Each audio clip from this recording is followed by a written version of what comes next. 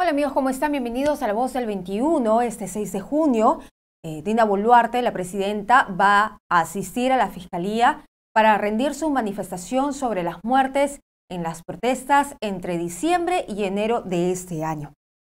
Sobre este tema, el impacto que se ha generado y qué otras alternativas había.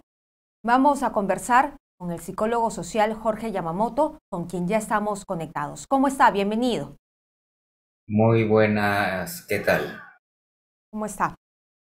Doctor Yamamoto, ¿cuál sería la situación de los policías y militares que participaron en la recuperación del control en las zonas donde se han registrado las muertes? ¿Cuál es la percepción que se tiene?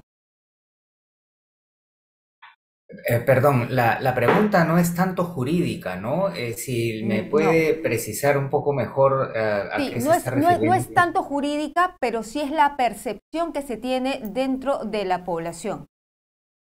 Correcto. Hay dos, por lo menos dos grandes percepciones y que se dan de manera relativamente automática. Una parte de la población que está polarizada con la otra. Una va a ser muy sensible a todo lo que tenga que ver con las opiniones, por ejemplo, representadas por la Comisión Interamericana de Derechos Humanos. Entonces, van a tener la tendencia a descalificar cualquier acto de la policía en contra de la población. Y en el otro lado de la polarización están los ciudadanos que van a opinar que hay que poner orden a la buena o a la mala. Y entre esos dos extremos hay una gran cantidad de puntos intermedios. Entonces, hay una parte de la población que va a estar indignada con una percepción de excesos que se ha dado de parte de la policía y de las fuerzas del orden. Y en el otro extremo, una población que se solidariza más bien con los policías y hasta exige por qué no se actuó más temprano y de manera más radical.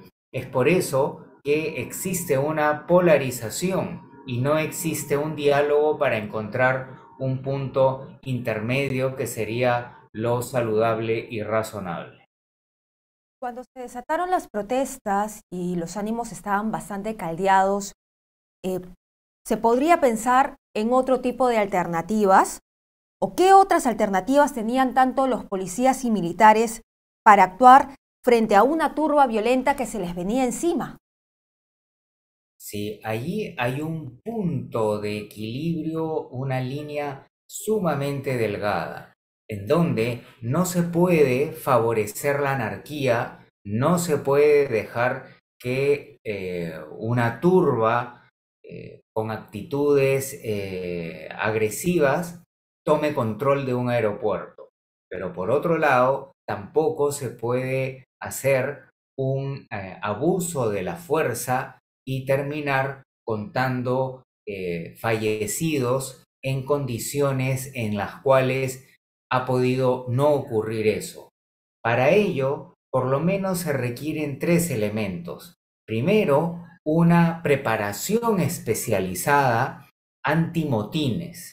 Entonces, el ejército no tiene esa preparación y posiblemente las fuerzas policiales en número, en herramientas, en entrenamiento, no haya estado preparado para este desborde.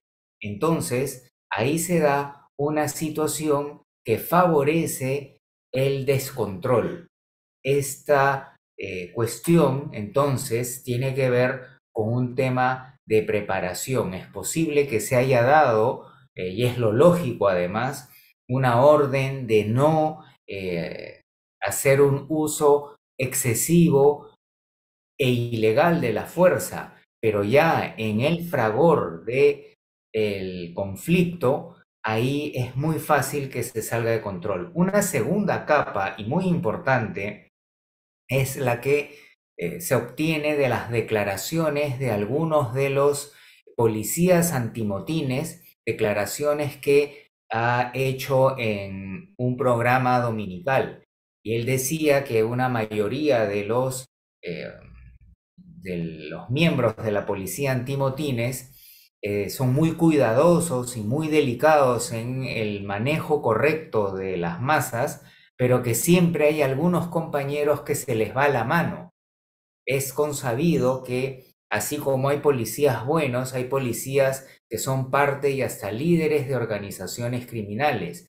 También deberíamos de estimar que hay policías que tienen una proclividad al exceso del uso de la fuerza y que esa haya sido una consecuencia. En ese caso, la selección y evaluación del personal policial que se encarga y también la supervisión estricta para que no haya ese exceso resulta un elemento importante.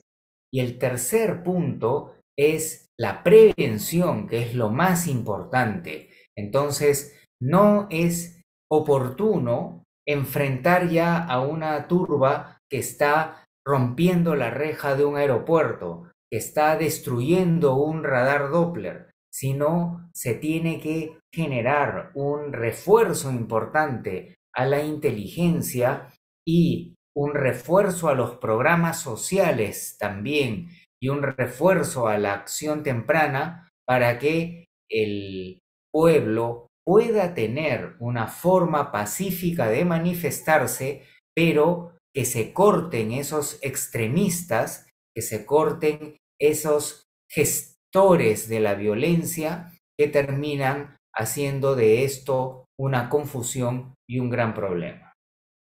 ¿Cómo se puede medir la responsabilidad, o si la hay, de parte de los asusadores que aprovecharon la situación para llevar a la población a enfrentarse con las fuerzas militares y policiales? Efectivamente, ese es un punto clave y en gran parte tiene que ver con la inteligencia. ¿Esto qué quiere decir? Que se va recopilando dentro de los márgenes éticos cómo se está gestando este proceso, porque van a haber una serie de líderes que empiezan a transmitir una narrativa y unos discursos, que imprimen panfletos, que se reúnen con la población para dar unos discursos, que se conectan regionalmente con líderes y gestores de otros movimientos ideológicamente compatibles, que financian y pagan a ciertos grupos de personas dentro de un grupo, digamos, que son forzados, como la prensa también lo ha señalado, a que si no marchan te quemamos tu negocio. Otros que son pagados para tener ya un rol más activo, hasta grupos ya más de corte delictivo y violento que tienen otra remuneración y van a ser la punta de lanza del ataque. Esto además de gente que es convencida y que de buena voluntad emprende la marcha por una causa justa, pero con una parte de manipulación. Además, por supuesto, hay otro grupo que honestamente sale a marchar. Entonces hay una suerte de gestión de todo este proceso hasta llegar a la marcha y hay que decodificar todo ese camino para poder hallar a los culpables. Y este es otro punto, porque si no se hallan y no se castiga aquello que ha sido excesivo y penado por los códigos penales peruanos, entonces se refuerza y esto va a seguir creciendo y la próxima podría ser peor.